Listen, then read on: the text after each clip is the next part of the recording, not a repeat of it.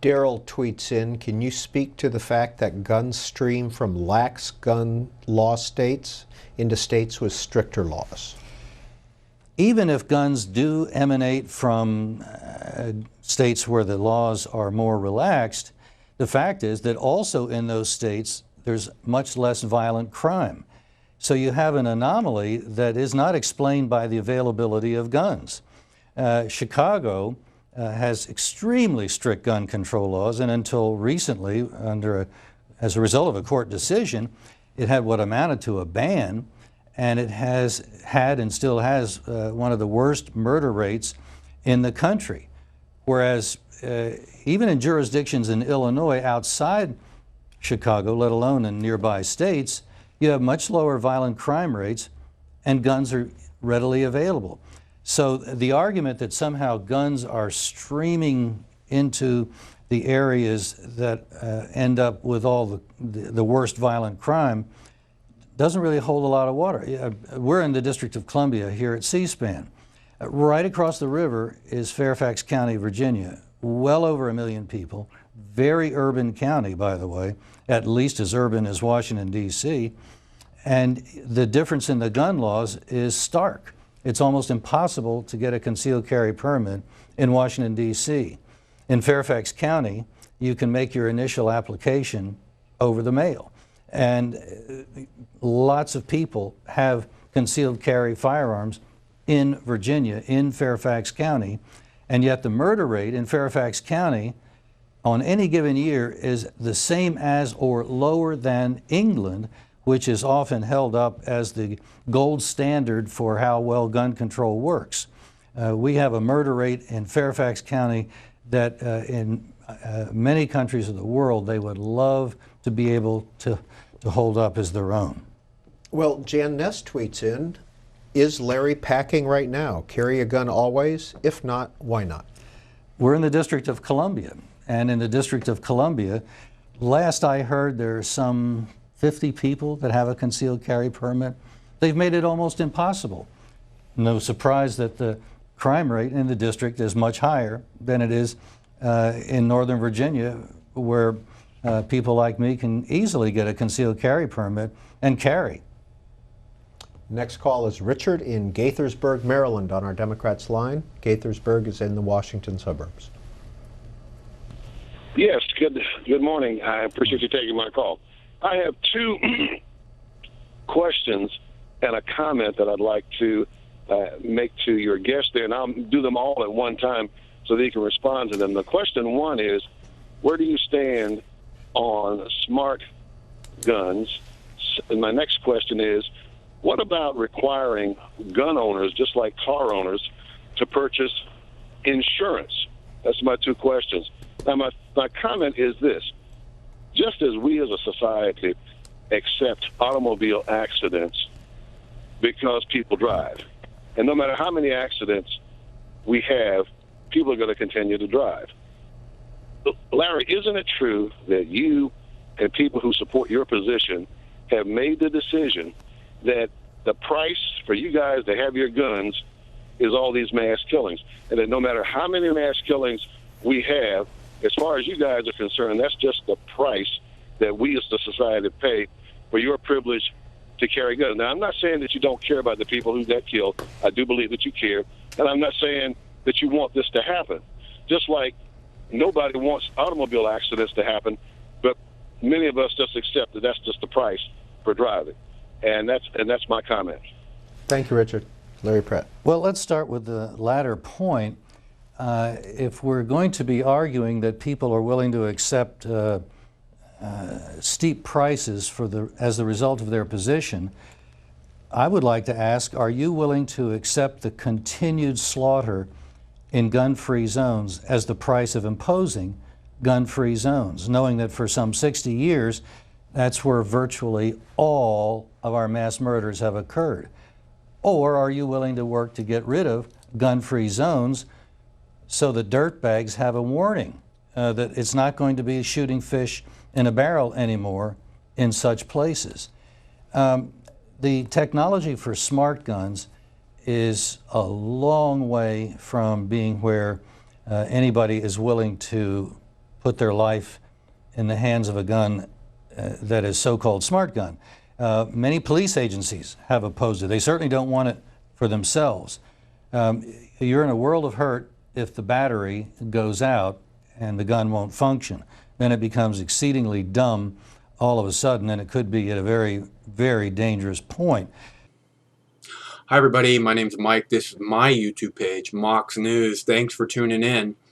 Okay, so I love listening to Larry Pratt explain why your right to carry a gun is so important. I think he does a pretty damn good job. You know, this gun-free zone stuff. You know, if that's where all the shootings are taking place, clearly that needs to be rethought.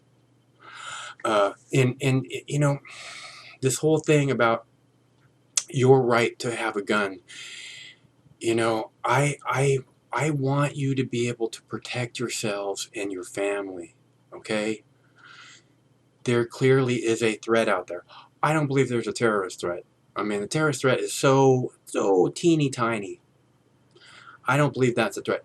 But there is a lot of crime. I had a good friend from high school get shot and killed recently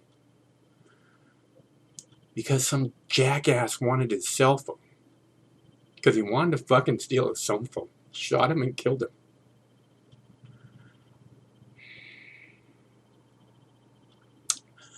This 2-year-old kid who got snatched by an alligator at Disney World. Not that you want a bunch of people carrying guns at Disney World, but the threat to your family is everywhere. And I don't want you to be afraid. I want you to move forward in your life without fear, knowing that you can take care of whatever threat may arise. Don't need to be afraid. I'm prepared. I don't need to be afraid. I don't have children. I don't have my mom, dad, I don't have, I'm not really worried about protecting my own life. People don't like to mess with someone who looks like me for a number of different reasons.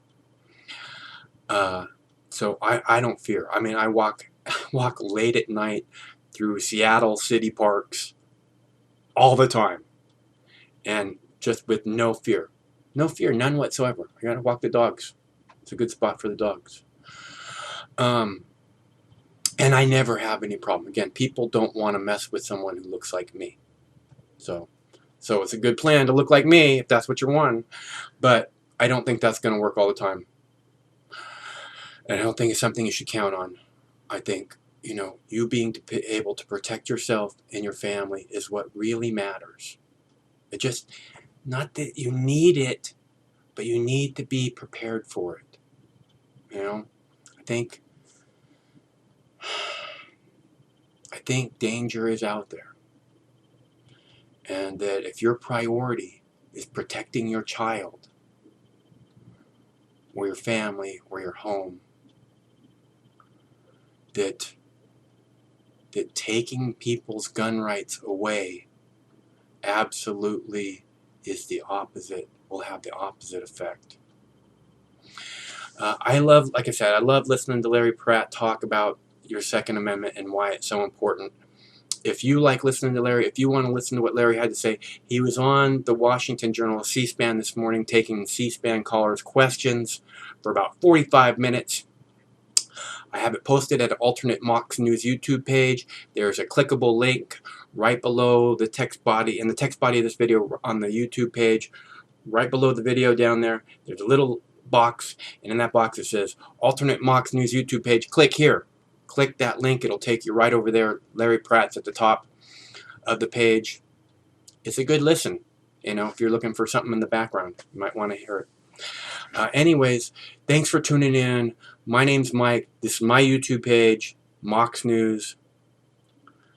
Thank you for your continued support. I'm asking everybody to put $1 in my bowl at this time when I'm making these videos, because summertime is hard. Everybody's out of school. Everybody's out enjoying the weather. Everybody's out, on vacation and living their life, as opposed to winter when it's all, overcast and everybody's in front of their computers or whatever. I don't know. But summer, things really slow down for me as far as donations. So if you can, it'd be wonderful of you if you could put a little something in my bowl. I'm asking everybody to throw $1 in there. You can count on the fact that everybody's not going to throw $1 in there. So if you want to put a little more, that'd be super, super generous of you. Again, thanks for tuning in. My YouTube page. My name's Mike. This is Mox News. Stay cool. One of these days, this war is going to end. Till that day.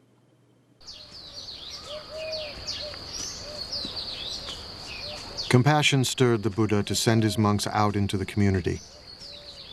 Sworn to chastity and poverty, they wandered the roads, bringing the Buddha's teachings into the world.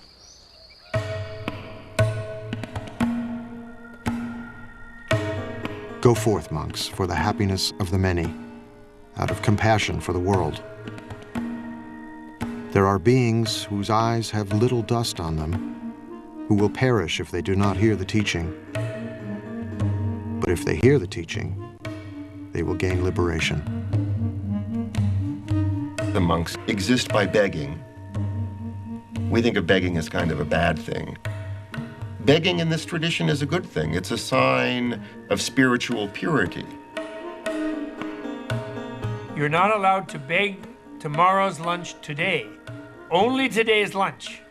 Then you can't eat from noon until dawn the next day. Then you have to go out and get another lunch. And then in exchange for lunch, you give a lecture. Unless they say we don't want to hear about it, then you don't.